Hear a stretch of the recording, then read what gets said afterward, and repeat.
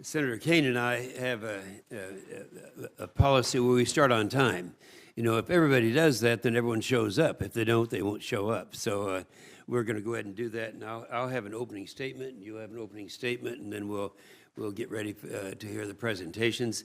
And this is going to be very, very significant, this hearing. See if I can find it here. Yeah. Today we're joined this afternoon by Lieutenant General Larry Wyche. I'm sure that you've been around to see most of these members. Vice Admiral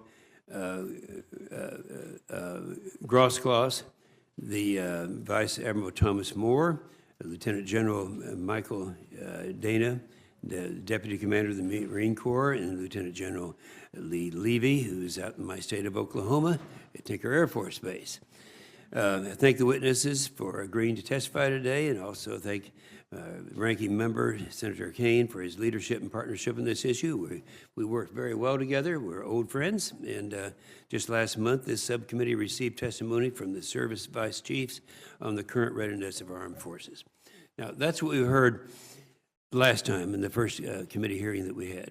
And I remember one of the witnesses was reflecting back in the 1970s when we had a hollow force. And I think even though it's not all that well defined, I think we have a hollow force today. I'm very much concerned about it. I think this is a very significant hearing to have from you folks, and I look forward to your testimony. Senator Kane. Thank you, Mr. Chair, and thanks to all the witnesses. I do appreciate your service, and I appreciate you being here today as we take testimony that will help us as we start to work on the FY18 NDAA. We want to do it in such a way that we can restore full spectrum readiness as soon as we can.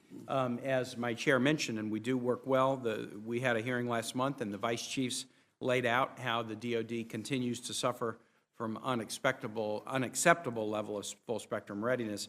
And we heard a mantra worth repeating today: DoD needs more predictable and stable funding. Readiness is a function of many things. Predictability is one of the key ingredients. The 5 witnesses today are going to help us understand the direct correlation between the readiness of maintenance facilities and the degraded operational readiness measured in terms of decreased training, flying, and steaming days. Specifically, I'm hoping to hear from witnesses about the impact that unpredictable funding has on workload planning and how the condition of a degraded shipyard or depot impacts the ability to retain skills, employees, engineers, workers. We have recruiting and retention bonuses for men and women in uniform, and for good reason. We need to make sure that we find ways to better retain and reward those serving at home and abroad. We often hear about how military platforms need modernization, and yet so does the infrastructure that maintains those platforms. So the deferred maintenance backlogs at shipyards, ammunition plants, air logistics centers, arsenals, and depots continues to grow and has been left unaddressed for a very long time. We have technology challenges as we hope to modernize our organic industrial base. I think we should pay more attention to 2 key enablers that this important set of institutions, workforce and technology. This subcommittee and the DoD should work together to explore new ways for the shipyards and depots to recruit and retrain the highly skilled workforce they need now and in the future. Some of the models that we're using to support cybersecurity and laboratory R&D workforce can be used here as well. For example, apprenticeships, internships, the Scholarship for Service program for civilian service in the DoD, and exchanges with private industry all have a place to play in getting us with that workforce. We need to make better use of our innovative partners like DoD labs, universities, industry, and even places like DARPA to develop the new technologies to improve efficiency. I had a great meeting, Mr. Chair, with General Dana yesterday, and we talked about the growth of 3D printing as something that's really changing some of our functions in a good way.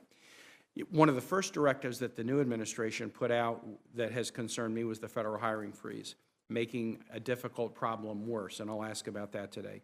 There are some exemptions, and yet even with exemptions, the hiring freeze impacts and even flies in the face of common sense, whether it's a child care worker in Germany or a commissary worker stocking shelves in Virginia or an engineer who doesn't have direct touch with platforms but nevertheless is critical to the development of platforms. Some of this impact has been felt. The hiring freeze, in my view, is an unnecessary layer of red tape at a time when we should be encouraging the next generation of Americans to weld holes at shipyards, manufacture gun tubes at an arsenal, write software code for the most advanced fighter aircraft on the planet. So we got to put ourselves in the shoes of high school grads and college undergrads. The hiring freeze that was announced was 90 days with TBD to follow, but if you're a youngster with a lot of talent and you're thinking about what you want to do and you look at a federal workforce that's going to be dramatically affected by hiring freezes, you would probably be smart to think about other lines of work. The bottom line is that the civilian workforce is just as dedicated to men and women in uniform.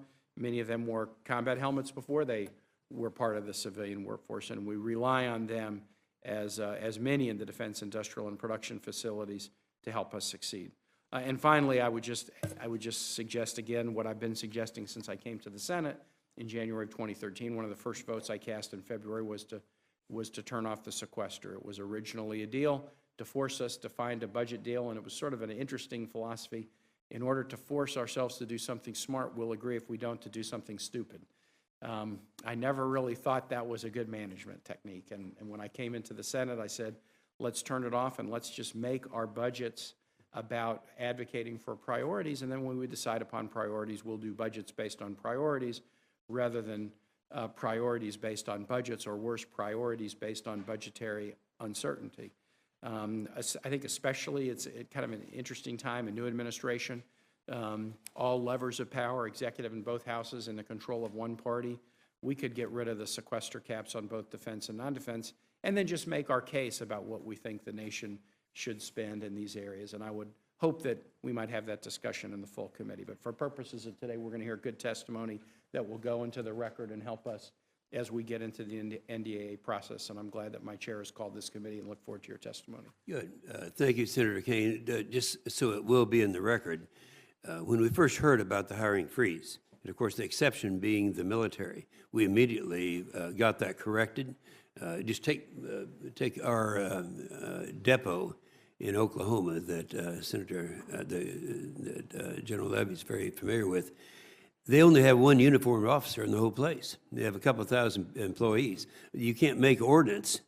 You can't fight a war if you're not making ordnance. So those areas had to be corrected immediately and were corrected immediately.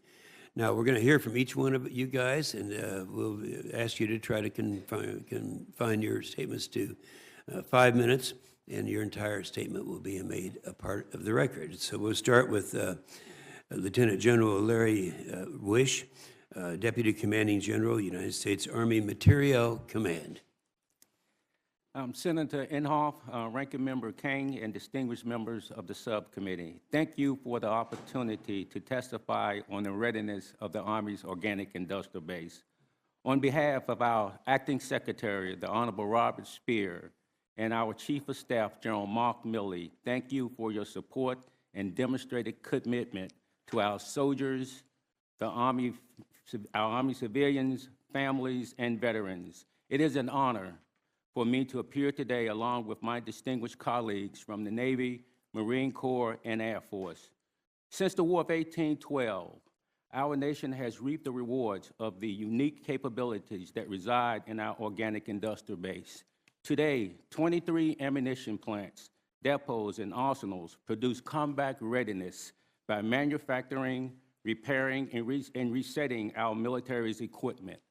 Our organic industrial base directly employs a skilled workforce of more than 22,000 people. Many of them are highly skilled artisans and craftsmen who deliver readiness while supporting operations impacting all 50 states. The organic industrial base is often referred to as America's national security insurance policy. As with all insurance policies, there must be sufficient coverage in advance of crises and the confidence that the policy will be delivered and honored. The organic industrial base represents the very best protection, paying dividends in the form of readiness now while providing the capabilities to regenerate equipment and unit readiness at the offset of future crises. The Army's organic industrial base serves to mitigate risks by providing strategic depth and scalable response during times of crises, by producing materials which includes ammunition, explosive, trucks, artillery tubes, tanks, helicopters, and much more. Our manufacturing base has always delivered state-of-the-art technology and equipment to our globally engaged forces. The two greatest challenges that we face today in our organic industrial base are budget caps mandated by the Budget Control Act of 2011 and the lack of consistent and predictable funding as evident by repeated continuing resolutions. The longer the Army operates under the budget cap in an unpredictable fiscal environment, the more difficult it is to sustain production and retain a skilled workforce. We recognize the commitment and steadfast support by the committee over the last 16 years. Without your support, the organic industrial base could not have surged when called upon in support of Operation Iraqi Freedom and Enduring Freedom. I would like to thank each distinguished member of this committee for allowing me to offer this testimony today. Your continued steadfast support enables us to maintain and modernize our organic industrial base while simultaneously preserving and developing the workforce required to provide value to our nation in the form of readiness. General Milley states it so succinctly: the #1 priority for the Army is readiness. The foundation of Army readiness is a responsive industrial base. Thank you. Thank you, General Wyche. We now hear from Vice Admiral Grosklags, Commander, United States Naval Air Systems Command. Thank you, Mr. Chairman, Ranking Member Kane, distinguished members of the subcommittee. Appreciate the opportunity to be here with you today to discuss specifically, in my case, naval aviation and some of the readiness challenges that we face. I know those challenges, as you mentioned in your opening statement, are no surprise to this subcommittee, as both the Vice Chief and the Assistant Commandant testified to that effect about a month ago. About our aviation depots specifically, and we call them Fleet Readiness Centers, so I might use those terms interchangeably. They are a critical element in our overall readiness recovery plan. They are continuing a steady recovery from fiscal year 13 primarily, and the impacts of furloughs and hiring freezes associated with sequestration, to your point, Senator Kane. But also they're recovering from years of limited and uncertain funding. Today they're also increasing their workload. The demand on them has actually never been higher. 16 years of wartime activity, the challenging material condition of the aircraft that are coming in the front door, as well as the extension of our aircraft service lives well beyond what we had originally planned to utilize them to. Case in point that I think most of you are familiar with are our F-18 A through D models. And while we will always remain challenged as long as we're flying with our F-18 A through D models in terms of keeping them ready, we have stabilized that particular depot production line. We've become predictable in our delivery of those assets back to the fleet. And by the end of this year, beginning of next calendar year, we will have met the fleet's requirement for in-service or in-reporting F-18s. So while we're turning the corner there on F-18s, as I mentioned earlier, the overall workload continues to increase as we see increasing demand signal for V-22s, H-1s, other type model series, as well as component repair via our supply system. But it's also important that we all recognize that getting our depots back up on step really only addresses one piece of the readiness equation. We have to be equally focused on our supply support, our maintenance planning, our maintenance publications, our support equipment, the training and qualifications of our sailors and Marines who maintain these aircraft, and I could go on. But those things are just as important as our depot capabilities. And the funding for those efforts is through a variety of individual line items, and we collectively tend to call those our enabler accounts. And as the department has struggled to balance our competing requirements and limited resources for the last number of years, funding in these accounts has been severely constrained. And I can tell you that readiness has suffered as a direct result of that lack of funding. In our fiscal year 17 request, the department has taken a major step forward toward addressing the required funding for these enabler accounts. The request for additional appropriations further augments that request and our recovery efforts. Because of that, if we end up operating under a full-year continuing resolution, there will be a significant negative impact to our ability to continue our overall naval aviation readiness recovery efforts. As you said, Senator Kane, in your opening, stable, predictable, and sufficient funding is absolutely critical to our readiness recovery efforts. So I look forward to working with this subcommittee to that end, and I look forward to your questions. Thank you. Thank you, Admiral Grosklags. We'll now hear from Vice Admiral Thomas Moore, United States Navy Commander, United States Naval Sea Systems Command. Yeah, thank you, Mr. Chairman. Mr. Chairman, Ranking Member, distinguished members of the subcommittee, on behalf of the 73,000 men and women in the Naval Sea Systems Command, I thank you for the opportunity to discuss the health of the industrial base and its critical role in maintaining the readiness of our fleet. The Naval Sea Systems Command's #1 priority is the on-time delivery of ships and submarines to the fleet. At any given time, about 1/3 of the Navy's fleet is undergoing either a major depot maintenance availability in one of our 4 naval shipyards and private sector surface ship repair shipyards, or conducting pierside intermediate maintenance. Our naval shipyards and our private sector partners are the cornerstone of that effort to deliver our ships and submarines on time, and the 33,850 men and women who work in our naval shipyards and the workers in our private sector partners today are true national assets. The high operational tempo in the post-9/11 era, combined with reduced readiness funding and consistent uncertainty about when these reduced budgets would be approved, have created a large mismatch between the capacity of our public shipyards today and their required work. This mismatch has resulted in a large maintenance backlog, which has grown from 4.7 million man-days to 5.3 million man-days between 2011 and 2017. Today, despite hiring 16,500 new workers since 2012, the naval shipyards are more than 2,000 people short of the capacity required to execute the projected workload, stabilize the growth in the maintenance backlog, and eventually eliminate that backlog. This manning shortfall, coupled with reduced workforce experience levels, and today half of my workforce has been in the naval shipyards for less than 5 years, and shipyard productivity issues have all impacted fleet readiness through the late delivery of ships and submarines. However, although we face many challenges, the challenges are not insurmountable. Years of sustained deployments and uncertain funding have created a readiness debt that we must begin to address today. In our naval shipyards and private sector, that begins with defining the full maintenance requirement, matching the budget to that requirement, ensuring the capacity to perform work matches that workload, and improving the productivity of our workforce through improved training and infrastructure investments that must be made to modernize our naval shipyards. We can and we must tackle each of these issues today and sustain that focus into the future. Only then will our industrial base be able to provide the readiness required of our Navy today and into the future. And I look forward to your questions.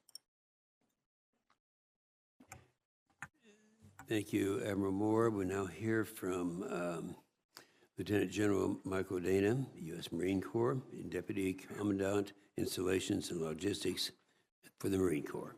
Thank you, Chairman Off, Ranking Member Kane, distinguished senators. First thing I'd like to start off with is a thank you.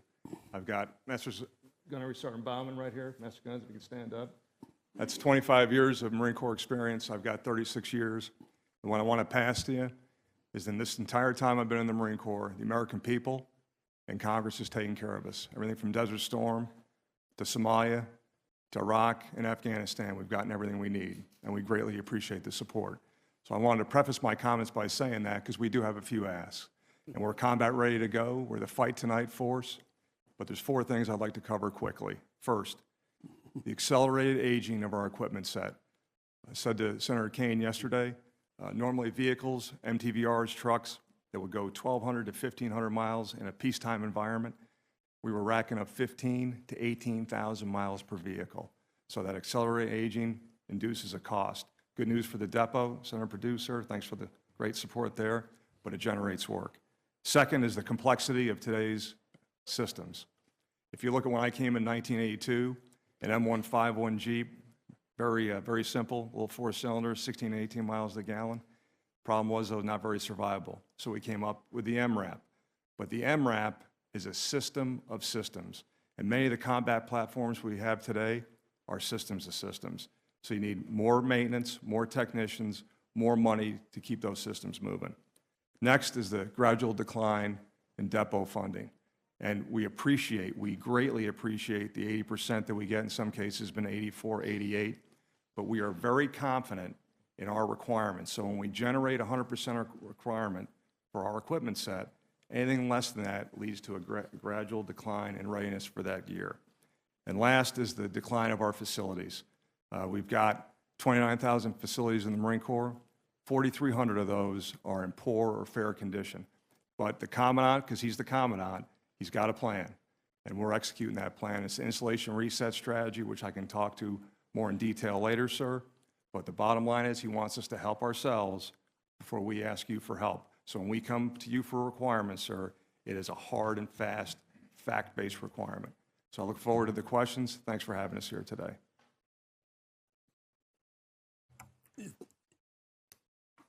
Thank you, General Dana. Now, Lieutenant General Levy, the second, United States Air Force, Commander of the Air Force Sustainment Center, United States Air Force Materiel Command, and very busy at Tinker Air Force Base. Good afternoon, Chairman Inhofe, Ranking Member Kane, distinguished members of the subcommittee, like General Dana and my colleagues to the right. Thank you for allowing us the opportunity to testify before you on the readiness of our United States Air Force. On behalf of our Acting Secretary, the Honorable Lisa Disbrow, and our Chief of Staff, General Dave Goldfein, thanks for your support and demonstrated commitment to our airmen, our Air Force civilian families, and veterans.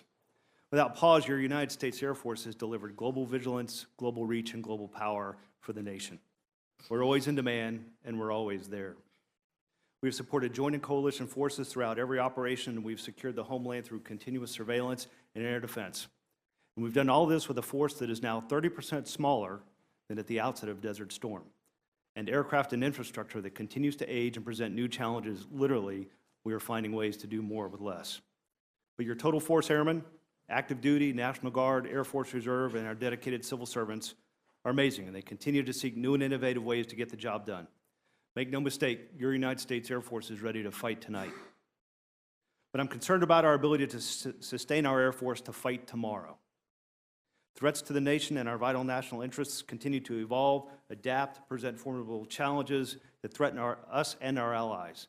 And as we develop advanced airspace and cyber capabilities for tomorrow, we must continue to adapt our readiness, sustainment, and logistics enterprise as well. As General Wyche said, the organic industrial base is the nation's insurance policy. It underpins our readiness to fight not only tonight, but be prepared to fight and to sustain into the future. The Air Force Sustainment Center underwrites this for our Air Force, joint partners, and allies.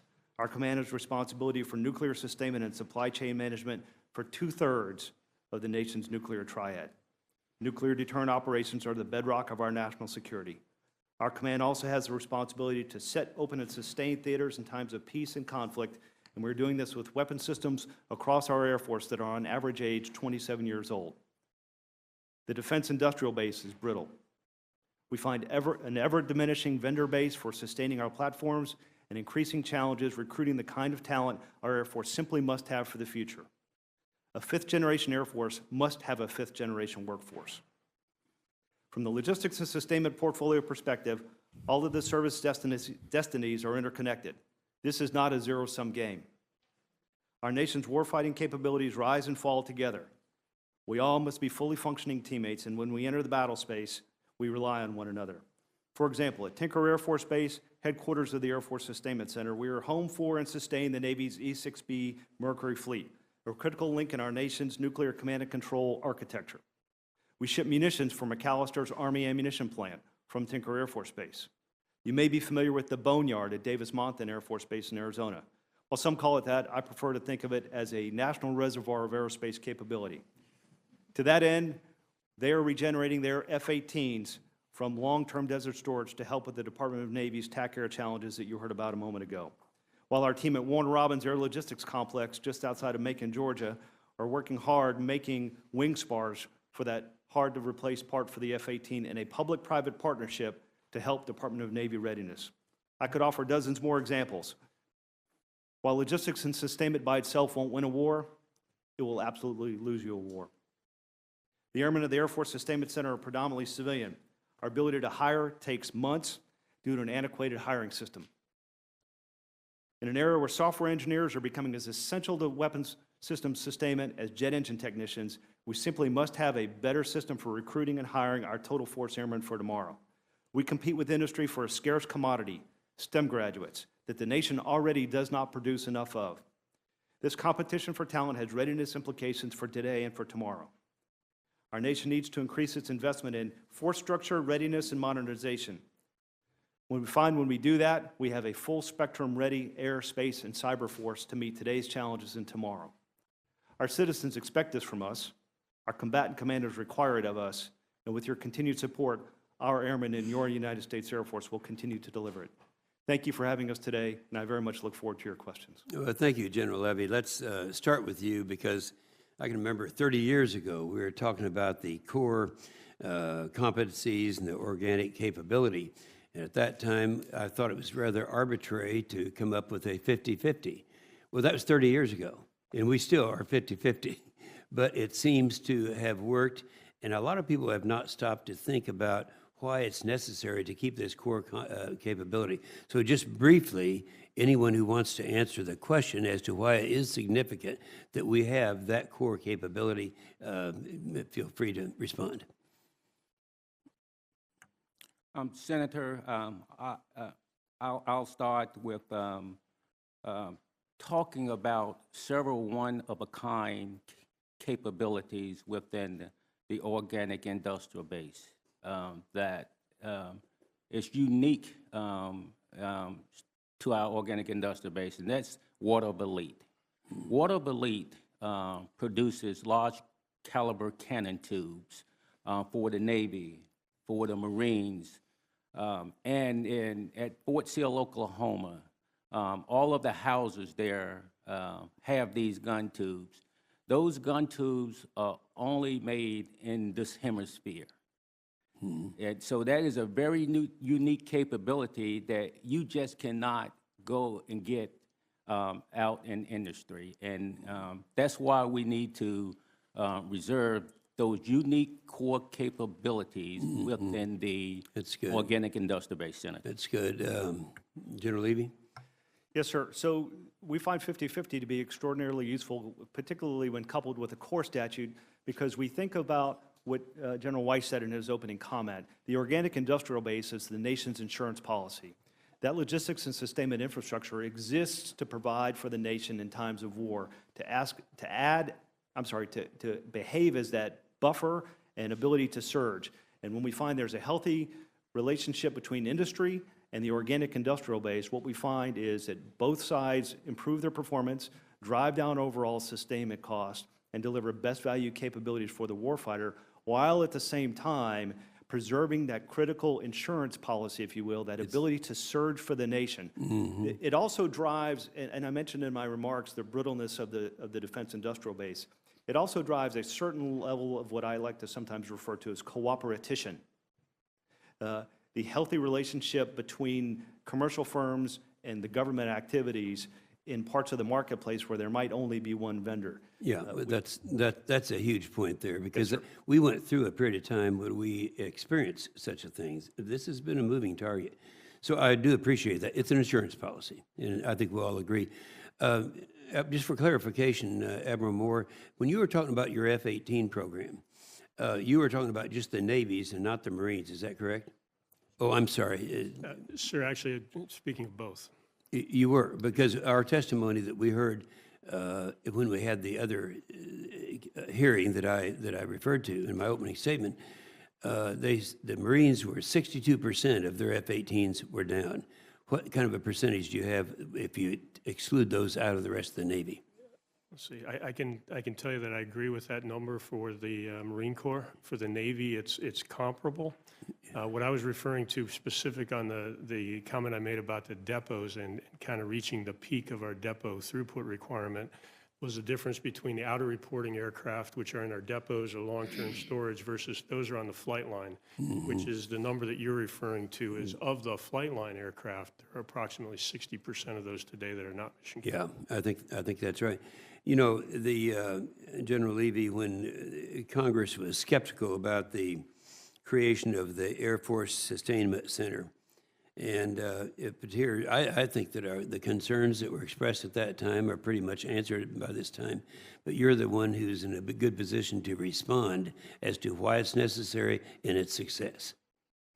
Yes, sir. Thank you for the opportunity to address that. So I would tell you that from our view, the Air Force Sustainment Center creation has been a tremendous success. Let's just talk money, for example. In the 4 years since the Air Force Sustainment Center was created and we have begun to operate Air Force logistics as one common enterprise, we've been able to return $2.4 billion back to our United States Air Force. That's validated by the Air Force Audit Agency. That's money that goes back to addressing readiness and critical modernization challenges that our Air Force has. From a performance perspective, we've managed to cut flow days and improve safety and quality on all of our platforms. We now have B-1s at the shortest amount of flow days ever. We now have taken over the ability to do things, for example, when businesses go out of existence at Robins, when there was a vendor that went out of business that makes critical parts for the C-5, the Air Force Sustainment Center team at the Warner Robins Air Logistics Complex was able to rapidly internalize that and keep the C-5 readiness at the level we needed to be at. We were able to, for example, at the KC-135, with KC-135 MRO, go from 3 sources of repair, 2 commercial and 1 organic, to 1 source of repair, organic. Now, every KC-135 in the United States Air Force, about 76 a year, receive their program depot maintenance at the Air Force Sustainment Center at Tinker Air Force Base. All 3 of those locations at Hill Air Force Base, Tinker Air Force Base, and Robins Air Force Base operate as an enterprise. So if an F-15 comes into Robins for repair, the engine comes to Tinker and the landing gear goes to Hill. By operating as an enterprise, we find efficiencies, we find synergies, we drive our performance, and as importantly, we drive down cost to our Air Force. Yeah, it was different back when I can remember when we had 5 ALCs and we made the step down to 3. So I think that is very significant. That's an excellent answer, Senator Kane.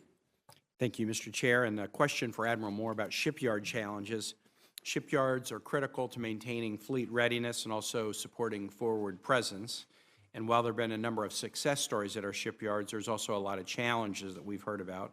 Loss of experienced workers, lengthy periods required to rebuild lost experience, aging infrastructure and IT systems. So I have 2 questions. First, what actions is the Navy taking to address long-term challenges at the shipyards that could affect our ability to complete maintenance on schedule?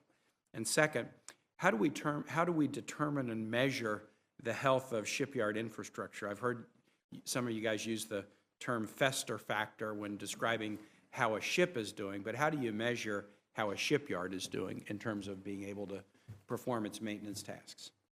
Yeah, sir. Thank you for the question. So to the first question, I think following the sequester in 2013, we've had a significant challenge, as you discussed, in getting our ships and submarines out on time.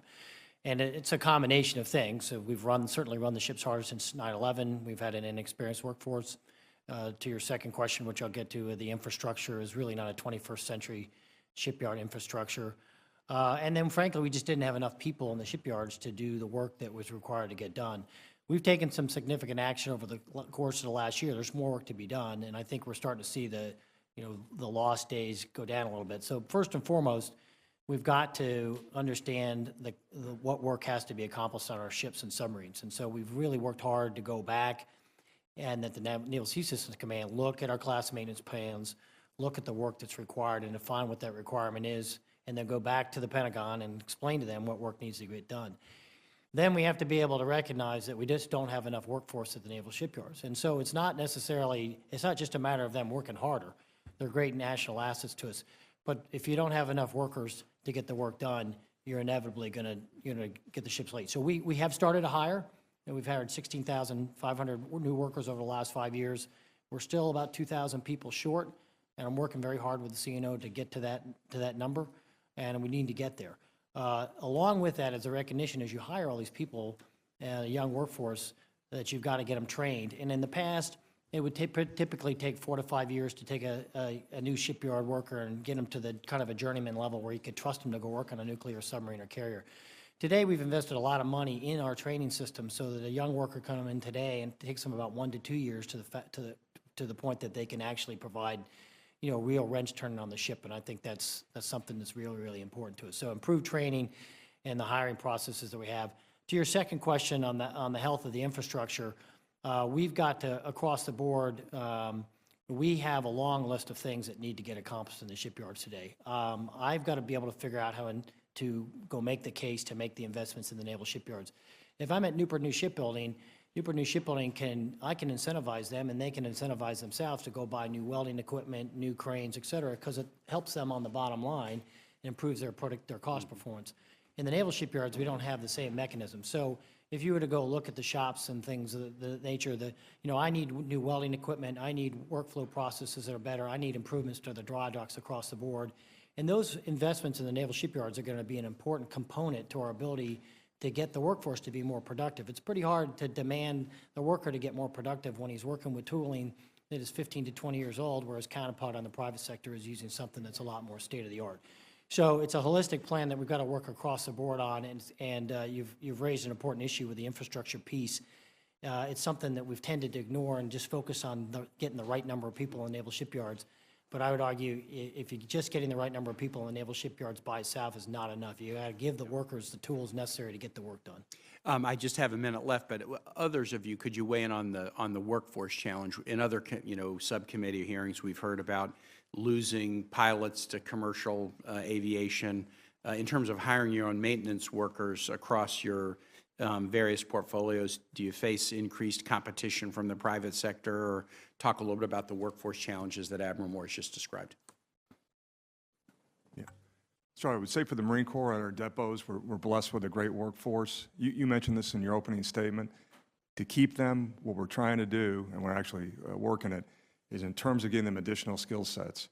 Because yesterday we talked a little bit about innovation in the workplace and at the depots with additive manufacturing, 3D printing, being able to do CAD diagrams. We're partnering with local colleges in the Albany, Georgia area. We're going to look the same in Southern California.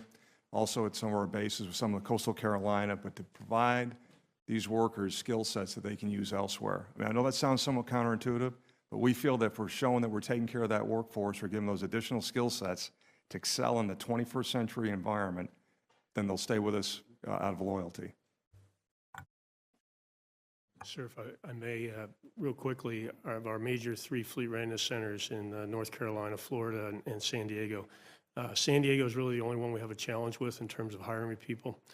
We have under-executed our hiring plan there for several years in a row, and it's largely due to competition for the workforce as well as the high cost of living out there. So we've turned to basically hiring bonuses, which has had a significant impact, positive impact over the last 6 months. The NDAA language this year in 17 that's going to give us some direct hiring authority, we believe will be very helpful once we've fully implemented that. And the other thing we're actually looking at trying to implement with OPM is some increase in locality pay. So we're making progress, but in that type of high-cost environment, we're just up the road in the Los Angeles area. You've got a very competitive aerospace industry. That is a challenge for us. Senator, I would also offer that it's the entire team. So we tend to talk about the depot artisans, the jet engine mechanics, or the shipyard workers, but frankly, it's the entire team. It's the engineers, it's the firemen, it's the entire ecosystem. The quarterback without the rest of his or her team is simply not going to be effective. So it's challenges hiring across the variety of skill sets. But I would tell you, while we talk about things such as pilot shortages and other critical skill sets, I mentioned in my opening remarks, we simply do not produce enough engineers in the nation. We have a challenge across hiring them and keeping them. I have 3,600 engineers in the Air Force Sustainment Center. That's more than the Air Force Research Laboratory. And so we are in a close-in battle with industry to recruit and retain that kind of workforce. And they're absolutely essential. So it's really about the entire ecosystem for us.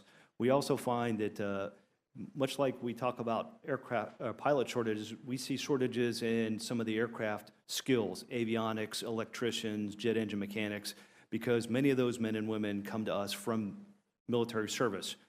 with the military services being smaller, producing fewer, and fewer American youth going into those lines of work to begin with when they come out of high school or going through VOTEC, that presents some additional challenges for us. But we partner very closely with all the colleges and universities and the VOTECs in the neighborhood of our primary installations. And actually, from an engineering perspective, we recruit nationwide to try to find the very best talent, because in a software-driven Air Force, as we move to that information age Air Force from that Iron Age Air Force, we have to have that kind of talent. Mr. Chair, I'm over my time, but could General Wyche just answer the question too? And then, thank you. Senator, in regards to the hiring freeze, it does create some challenges for us. Now, we are able to meet our mission requirements. If that hiring freeze is extended beyond 90 days, it will have an impact on us recruiting a workforce, getting them in place so they can continue to deliver those weapon systems. Senator, you can recall back in 2013 when I was at Fort Lee, when we went through sequestration. That was not a good time for our employees at Fort Lee and our Army. With regards to the industrial base, we lost 7,000 employees. And in McAllister alone, they lost 167 employees that never returned to McAllister because they went to other industries, such as the oil industry. And we're at that point where we're just beginning to recover from that. And so we're working through that, through those, but the hiring freeze does have some challenges that we're working through.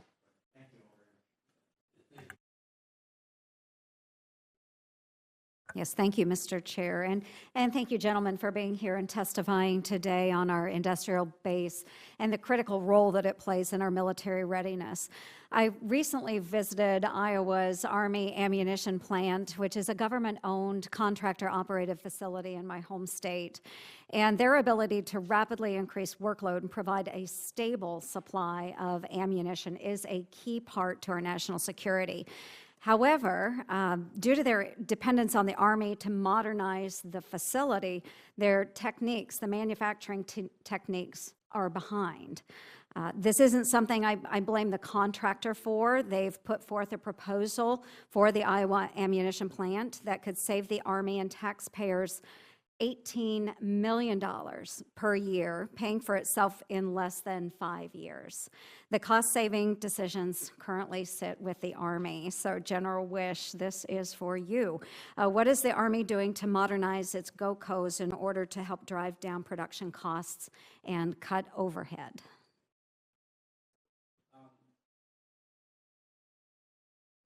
Senator, we are doing a couple of things.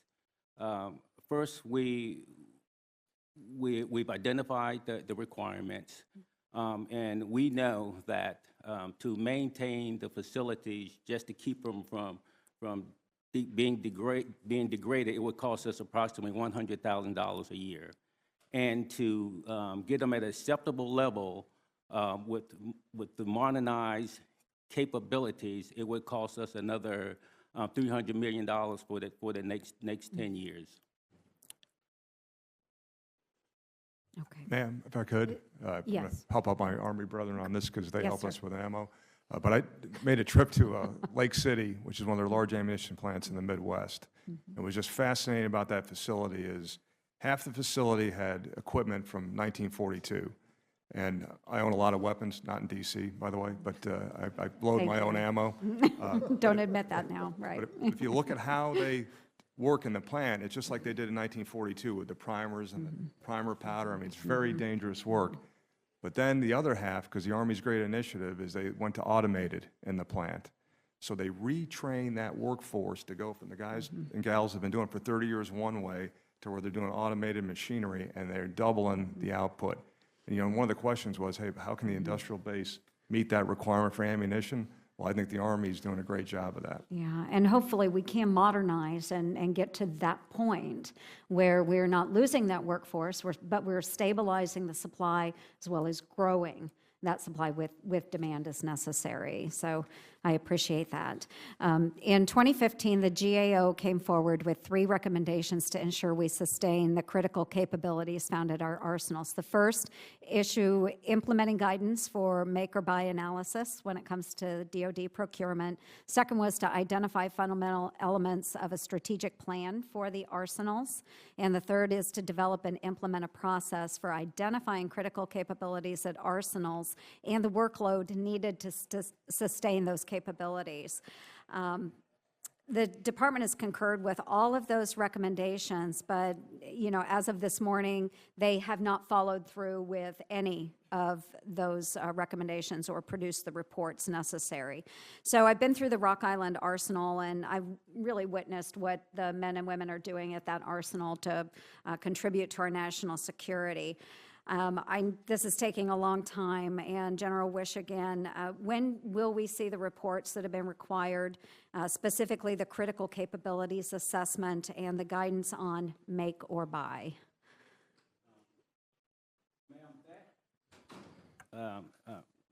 Senator, that particular area of make or buy, that I would have to come back to you on the record with that particular answer, because I'm not prepared to answer that question. Okay, I would appreciate that, because that is very concerning, especially to the folks at the arsenals. Yes. They'd like to see those reports as soon as possible. Thank you, gentlemen. Thank you. Thank you, Mr. Chairman. Thank you very much for testifying, and I feel as though with sequester and with the budget caps, et cetera, that we're just doing a lot of catch-up. So I thank you for what you're doing with what we've provided to you. And many of you have mentioned how hard it is to recruit and retain our workforce. That is a critical part of our industrial base. And at the same time, how important it is that the men and women who do the work have modern equipment. And so, of course, at Pearl Harbor Naval Shipyard, I'm always concerned about whether or not they have the tools in which to do the job. And so I just am thankful that you continue to emphasize those aspects. General Levy, you were one of the people who mentioned about recruiting and retaining, and I'm just wondering, you know, the people with STEM backgrounds. So are you doing anything special to recruit women? You can start, and if any of the rest of you, because women drop out of the STEM fields at every point of the continuum. And unless we do something very specific targeting the women and girls and minorities into these areas, it's just not going to change very much. So are you doing anything particular? Yes, ma'am. And recruiting women? thank you for asking that question. So I often tell people, how long does it take to grow a STEM worker for an air logistics complex? About 21 years, from about here all the way till he or she graduates from university and is ready to come be one of our civilian airmen. So we have a variety of programs where we do outreach to females into minority or disadvantaged areas. In fact, last year alone, my engineering community did 60,000 hours worth of community outreach to try to develop interest in STEM curriculum throughout different parts of the communities where our bases are located. Obviously, it tends to be in the area where our facilities are located. Did you say you're starting at an early age, as in middle school, elementary schools? No, ma'am, as in elementary school. Okay, that's great. Because if you don't imbue them with that desire for STEM early, and if you don't give them the passion for learning and the intellectual curiosity, and also if the state educational systems don't have the ecosystem that delivers things like high school physics and calculus and that sort of thing, then they're certainly never going to go to university and be be an engineering graduate. We also financially support, as well as support with volunteer time, the Starbase program at all three of our primary installations, which is another science and technology.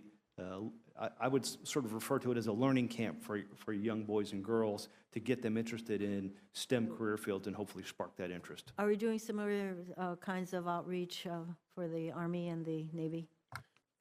Senator, if I could, our program with Nav Air is very similar to what General Levy just described. The other thing I'd add is through our Executive Diversity Council at Nav Air, we have separate advisory groups, one for women, one for Hispanics, one for African Americans, one for Asian Pacific Islanders, and on. And part of those advisory groups' major focus is exactly on recruiting within those either ethnic or gender groups, and have had very good success in doing that. As somebody alluded to earlier, then we have to keep them. And one of our challenges is keeping them because there's a very competitive marketplace. Yes, realize that. Anybody else? Yes. Yes. Yes, Senator, we have several outreach programs at each one of our 23 arsenals where the commanders are personally engaged, they're visiting colleges, identifying those potential students who would like to come work at our arsenal. One program that we're really excited about is our AMC 1000 program. That is a program where we set a goal to hire 1,000 summer interns, 1,000 per year for the next 5 years. In the last 2 years, we have been able to reach that goal. So we're very excited about that program. So your summer intern program, are they targeted to minorities and women? Yes, they are. Yes, they are. I congratulate you for your efforts, and in fact, because I know this is such a need area for, not just, of course, for our military, but across the country, we have a need for thousands, hundreds of thousands of people with STEM backgrounds. So I do have a couple of bills that I had introduced that I'll send you copies of that focuses on supporting more minority and women in these fields. In the few seconds that I have left, Mr. Chairman, the President has called for a significant increase in the number of ships. So I wanted to ask, this is for Admiral Moore, how would a Navy of 355 ships impact the current capacity of our public shipyards? Oh, thank you, Senator, for the question. Yeah, we've already started to look at what that would take. The plan to get to 355 that we've laid out in our force structure assessment gets us there in the mid-2030s. And so we will need to grow the size of our naval shipyards. We'll have to grow the size of the private sector that's building the equipment today.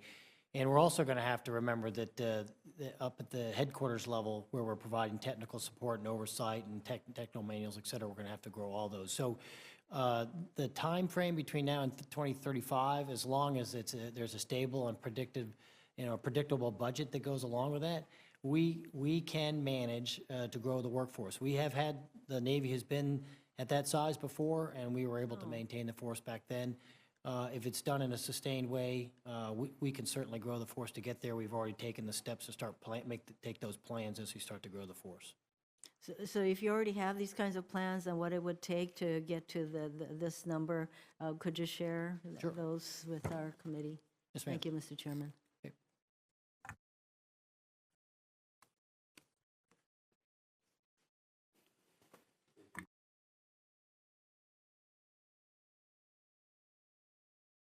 Thank you, Mr. Chairman. Gentlemen, thank you for your service to our country. I think sometimes we get into the middle of the discussion on everything else and we forget that it's gentlemen like you that make this whole thing work, and we appreciate what you do and we appreciate what your teams do.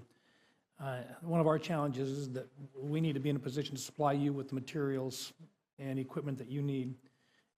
When you make reports back to us indicating that there are times in which even the equipment that you have right now, you're not able to maintain appropriately because the funding isn't there, it's something that we have to highlight. I'd like to begin with talking about the USS Boise, and I know that in your opening statements for the record, Admiral, or Admiral Moore, you had based the fact that you had to make a determination yet as to whether or not a nuclear-powered submarine would basically remain at dock because we didn't have the dollars available to get it in and to get it up to speed to actually be able to dive again. Can you share with us just exactly what's going on with that, why we've got that kind of a problem with a nuclear submarine, and how in the world we ever justify having an asset of that value sitting at dock and not having the resources available to maintain it in the seaworthy condition? Yes, sir. Thanks for the question, Senator. So in the Boise situation, what happened is, this is the issue with the naval shipyards, is we didn't have enough workforce to get the work done. And our typical behavior in the past, and there's a couple submarines in the yards right now, USS Asheville, it was in Hawaii, and USS Albany, who's also in Norfolk, an availability that would typically have taken 22 months. And we inducted them into the shipyards anyway, knowing that they didn't really have the workforce to work on the availability. And so the net result was that the submarine would stay in the shipyard for 48, 49 months. And so that is, if you're the crew of the Asheville or the Albany, and you've been told, hey, this is a 22-month availability, and you're in that naval shipyard for 4 years plus, you can imagine what it does to morale and retention. So in the case of the USS Boise, we were faced with the similar situation. We did not have the capacity at Norfolk Naval Shipyard to do the work. And when I came as the Naval Sea Systems Commander, one of the things that I talked with Navy leadership about was, hey, look, we have to be realistic about that we don't have the capacity to get the work done. And when we face something like Boise, we've got to recognize that sticking it in and just letting it sit there pierside for 4 to 5 years is really not the way to do it. And so in the Boise's case, we made a decision to not put it in the shipyard because I didn't want it to sit there for 4 to 5 years. The downside of that is nuclear submarines have very specific maintenance that has to be done on them in order for me to certify that the ship is safe to submerge. And so you're exactly right. We've taken a submarine, even though it's an active duty submarine, so essentially it's not available for the nation's use. We've got to be able to get out in front of this. We've got to be more predictive about the work. Admiral, and I appreciate your comment, but what I'm curious about is why do we find ourselves in that position? Is it a matter that we didn't have the money to pay the bills to get it done? Yeah. Or is it a matter that we didn't have the capabilities and we just didn't see it far enough in advance? Yeah, we didn't have the capacity, so there's two things. One, we should have been more forward-looking and anticipate that we know when these submarines are going to come in and be able to say, hey, I don't have the workforce necessary to get that work done. And then, because it takes me 2 years, for the time you give me $1 to go hire a worker, it takes me two years to get that person. So does that mean we didn't get the money to you in time? No, I think it's not a matter of you getting to the money at a time. It's a matter of competing resources within the Navy and the Navy's decision on what was going to be in the budget at the time. So in particular, when we submitted the budget for FY14, that's probably would have needed the resources in order to have the money in order for me to go higher up to where I needed to be at Norfolk Naval Shipyard in 16. So it's a terrible situation on Boise, and we need to make sure that going forward, we get the capacity in the naval shipyards right, and we work with our private sector partners at Electric Boat and at Newport News Shipbuilding in a one shipyard concept, so that if we know we're not going to have the capacity at a given time, we work with them so that they, in fact, if they have the capacity, they could do the work. In this particular case, Electric Boat's going to do the work probably on the boat, but it's going to be in 2019. So we're going to take a submarine and going to sit at pierside for about 3 years. So that means then that the captain who was perhaps on his way through a process in which he spends time someplace besides at sea, which impacts not only his ability to move forward with his career, but everybody on that ship is now delayed as well. Is that a fair assessment? Yes, sir. Absolutely. It's going beyond just to the personal level of the ship and the crew itself. We're going to take a submarine, and if you're assigned to that submarine for the next 3 years, you're not going to go out to do what we've trained you and what you love to go do. So that's something we've got to go work on, and we can't let the Boise example happen again. Thank you, Mr. Chairman. My time's expired. Thank you, Senator.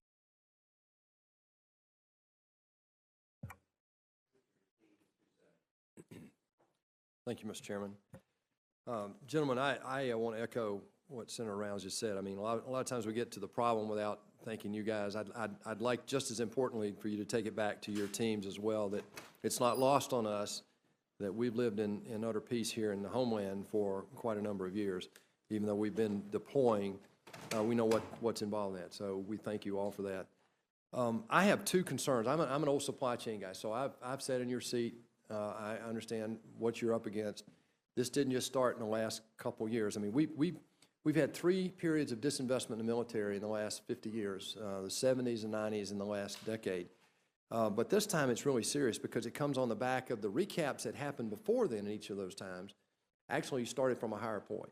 So the disinvestment in the military this time actually started from a depleted point to start with. We had burned up a lot of our equipment, deployments were longer, and we ended up in a weaker position before this disinvestment started. So I've got 2 concerns. One is our workforce, organic workforce, what I call your depot and your shipyard workforces. And 2 is the supply chain. The supply chain has 2 things, I think. One is your ability in your shipyards and depot to turn around maintenance. But the bigger one, in my mind, is as our platforms, and this is true across the board, whether it's air, sea, or whatever, I mean, the assets that we have, the major platforms are all maturing at very similar times. And yet the startups have been delayed such that if I look at it honestly, and we don't talk about this much, but we have a gap in capacity that's anywhere from 1 or 2 years in some platforms to as much as 10 years in other platforms. It's a major problem. The up-tempo that we're experiencing in the last decade contributes to that. So I have 2 quick questions. General Levy, I know you've talked about this last year in committee and in private about your workforce. And because of those conversations, I think in the NDAA last year, there was a direct hire authority put in place. So how long does it take you to hire a systems engineer, a mechanic, a scientist today? That's a great question. Thank you. Thank you, Senator. So first, I would like to say thanks for the direct hire authority that was signed into law in the And where are we in NDAA. implementing that? So the OSD draft policy or draft guidance was submitted to the services on the 20th of March, required back to them on the 3rd of April. And then once they approve that, then the services will begin implementing the direct hire authority. And as you recall, it was a 2-year authorization. And so we look forward to coming back to you all in the future, telling you how the direct hire piece of this is working. So we aren't there yet because that's recently enacted legislation. With respect, These are policies inside the service, correct? yes, sir. So enacted in the NDAA, signed in Right. December. That's a new authority for all of us. Right. So OPM, I apologize. OPM had to write some guidance. They distributed it to OSD, who then has now created some guidance. They've asked the services to comment, with the comments being due on the 3rd of April. So I expect that we'll be able to have the guidance to do the direct hire here in the weeks ahead. So how long does it take you to hire those guys today? So today, it takes on average 148 days to hire somebody. In fact, I pulled the numbers this morning because this is important to me, right?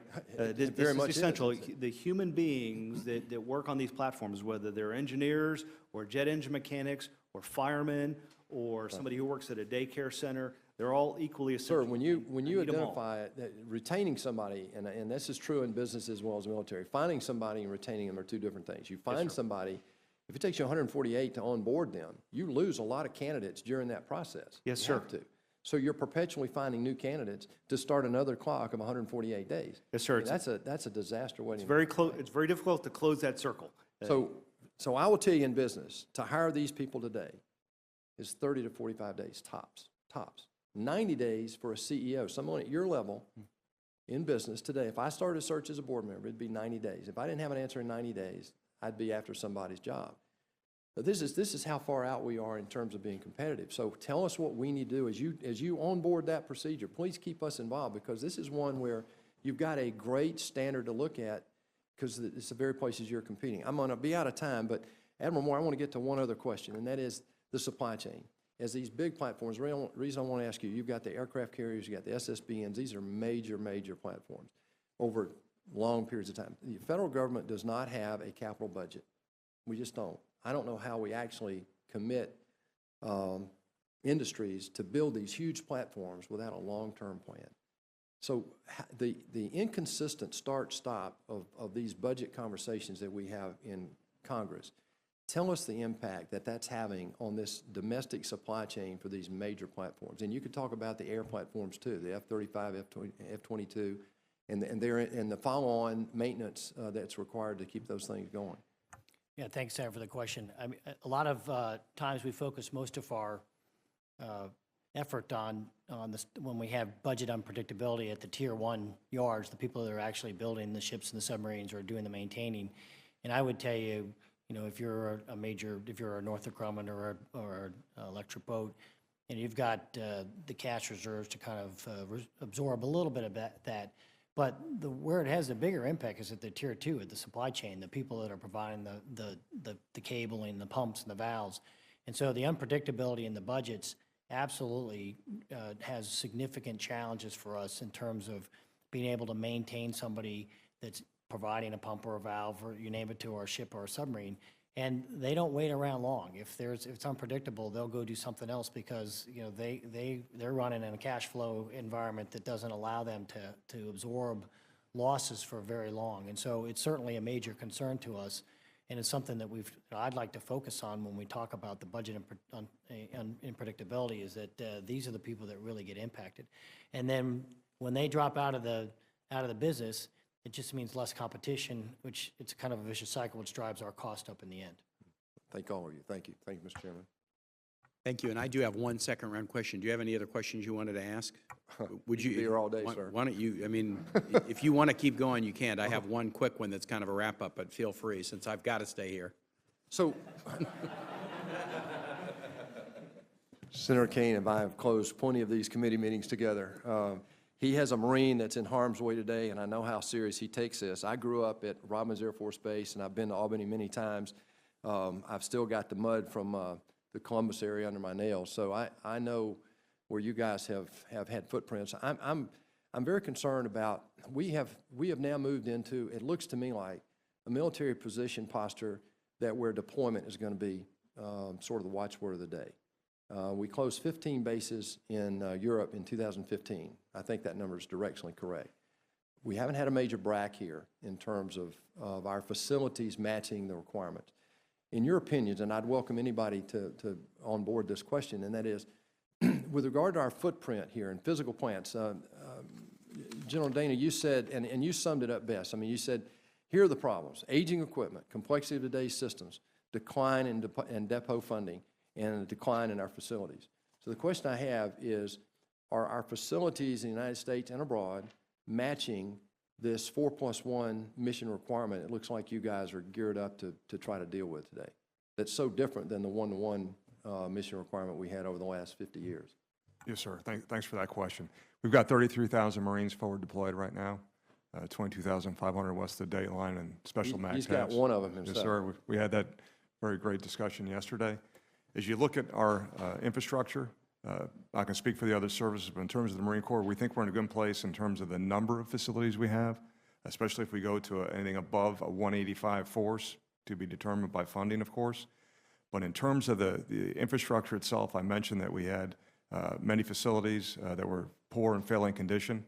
I just quickly want to talk about this. We're looking very hard, sir, at the entire portfolio. We have one command, Marine Corps Installation Command, that looks at all our facilities and develops a consolidation, demolition, refurbishment, and new build plan that the commandant makes a decision on how that goes. So in the past, it was somewhat stovepipe, sir, and talked about, your great unity of command and your command, same thing with us on the installation side. So we're making those dollars go the farthest when we create that, literally a master plan for the entire Marine Corps and how it beds down. Do you guys outsource to each other? You do? Yes, sir. We're a tenant at Fort Leonard Wood. Right. And other places. Yes, sir. Well, I'm asking, if you have depot limitations in certain places, certain depots are, I mean, I look at the F-18s, for example. Yeah. We've got a lot waiting on major depot maintenance. But there are other depots that might have excess capacity. I know you look at this all the time in terms of the cost of making that depot apply to another need, but is that ongoing? Are those things you guys are always doing? Yes, sir. We do our tanks at Anniston. They do a great job. Our helicopters that are done at Corpus Christi Army Depot. We do Marine F-35s and Navy F-35 work at Hill Air Force Base in Utah. We talked earlier about the F-18 work that we're doing for the Navy, not only at Davis-Monthan at the Boneyard, but also at Robins Air Logistics Complex. We do the Navy E-6 work at Tinker Air Force Base. So we do Navy and Marine F-35 engines at Tinker Air Force Base. So yes, sir, there's a lot of cross-pollination that occurs here. That's right. Not only say in the physical part, but we do a lot of sharing ideas. Lee invited me out to Tinker, and that's an absolutely 21st century depot, great processes, reduction in cycle time. We got a lot of lessons for that for Albany and Barstow. Well, General Wyche and General Levy owe you 2 beers after today. You've been bragging on all these guys today. So thank you, Senator Kane. Thank you, Senator Perdue. Just really one last question, kind of, and it's a good closer. So in your current lane, what is it that most keeps you up at night? In any particular order, just we'd love to hear from you. Senator King, I'll start with the lack of predictable, consistent funding. Because when we do not get that, we cannot plan our workload, we cannot plan our production schedules, and so that is very important to us. And equally as important, it creates concern within among our employees, because they want stability in their lives. And Senator, back to your comment on the supply chain, there's concern also in the supply chain. We monitor approximately 4,000 suppliers that we deal with. And in our analysis, we have identified 1,000 of those suppliers at medium to high risk to going bankruptcy. That is very important as we continue to provide the readiness for our Army. Just go down the row here, sir. Grosklags. The two things, if I might, one on topic and one perhaps slightly off topic. The readiness of the Naval Aviation Forces is the number one.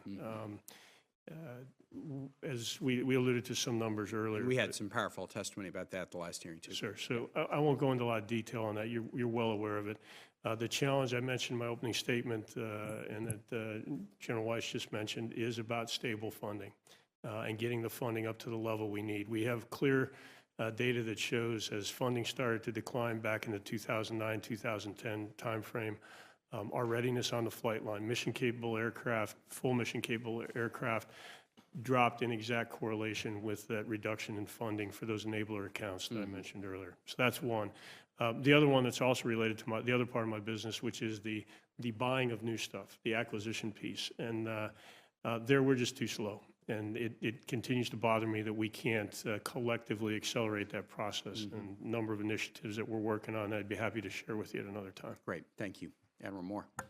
Yeah, sir, I think keeps me up at night is not having another Boise. I mean, we have the smallest fleet we've had in a long time. Getting these ships and submarines back out to the fleet, out there in the operating force, is critical to the Navy's readiness, to the nation's readiness. And when we have something like Boise, or we deliver George H.W. Bush 5 months late out of availability, the impact of that is that the young men and women who are out there wearing the uniform are having to deploy longer and stay on station longer. And so it's not lost on me that at the end of the day, my job to get these things out on time really impacts our ability to keep these young men and women safe and get them back to, on deployed turnaround times that make sense. Thank you. Thank you, General Dana. Sir, two quick things. First, we track 19 platforms in the Marine Corps, shoot, move, and communicate. Only one of those, the assault amphibian vehicle, is being replaced. Where I'm going with this is deferred modernization. Is because we need new systems in the future, because as I talked about the accelerated aging, these systems are going to wear out at some point. The second one, not exactly in my lane, but gentlemen to my right have this lane, but as you look at the capability development system in the military, okay, which is a Robert S. McNamara, very Ford Motor Company type system, it's not keeping up. I went to Singularity for a week to the executive course. You look at those folks out there, they're turning product in weeks and months and maybe 18 months. So I mentioned yesterday, Local Motors, a company here locally, that literally from idea to design to fielding of the equipment, they're doing it in anywhere from 3 to 13 months. That's the future, because the enemy in the future, I mean, we're coming out of an industrial age, okay, where it's all big iron. Now we're going into space and cyber 5-dimension fight instead of a 3-dimension fight. We're going to need to be able to manufacture capabilities a lot faster. Thanks for the opportunity to comment. Yep. General Levy. Thank you, Senator. So to General Dana's point, our adversaries also iterate that fast in terms of modernization. Our adversaries can go from concept to hardware on the ramp in 18 to 24 months. So from a modernization perspective, we all have a pretty considerable need for modernization, but it's not just the new platforms, it's the speed at which we field them. To your direct question, Senator, about what keeps me awake at night, it's stable and predictable funding. Since I manage the supply chain for the United States Air Force, when I don't know when I'm going to get my money, I can't tell suppliers when I'm going to spend that money. And to General Wyche's point, we drive businesses out of business. It's not what we're here for, but when the average fleet age of the United States Air Force's platforms are 27 years old and 21 of the 39 fleets can qualify for antique plates in your state, sir, that tells me that the supply chain and the ability to have that available to us to sustain those older platforms is absolutely essential. The funding that drives the human beings, the infrastructure, the MILCON, all of the components that it takes to generate that readiness, that all stems from a stable and predictable funding stream. So that coupled with the modernization challenges for our Air Force are the two things that really give me pause. Senator Perdue has heard me give this lecture in budget, and he and I are kind of on the same page about this. On budgets, I'm a real certainty freak. Having been a mayor and governor, I learned that anybody can adjust to a number more than they can adjust to a question mark. And even if they don't like the number, they can adjust to a number, but a question mark is tough, and especially if the question mark is not only a question mark about the amount, but about when I may know when the question mark is going to be filled in on an amount. And I continue to believe we made an enormous mistake at the end of the last calendar year. We were very close to having an omnibus bill done that would have been essentially a 10-year full appropriation, not only in the defense category, but in everything else. The incoming administration, I can understand why they did this. They're about to take the helm, and they want their thumbprint on rather than somebody else's. But they said, don't do it. Go ahead and adjourn on the 10th of December, even though you have the time to do an omnibus, and do a CR through April 27th. Well, what that did is it put them in a box where when they came in, they had to then turn around and do a budget for the rest of FY17 and work on an FY18 budget. A new administration working on just an FY18 budget is plenty to take on their shoulders, but they complicated the work by telling us to recess and go home on the 10th of December when we could have gotten an omnibus bill done and still had plenty of a fine Christmas vacation. So we made a big mistake, and what we ended up doing was not giving you certainty. So we got this CR that goes through the 27th, and we're sitting here, Senator, I don't really know exactly what's going to happen come the 27th of April, and we're in the middle of the discussion about the FY18 budget too. So we ought to be giving you and giving everybody more certainty, and even if you don't like it, even if you wish the number was different than the number we give you, at least we can give you something that you can plan and adjust around. And that's really been on us. And this is something that I know Senator Perdue shares my views about this being both on budget and armed services. We owe you better than we're giving you on the predictability score. And hearings like this kind of have a way of reminding us that we got to step up our game a little bit. So thank you so much for what you do, for your testimony, and we will look forward to taking this into account as we're working on the NDAA. Hearing is adjourned.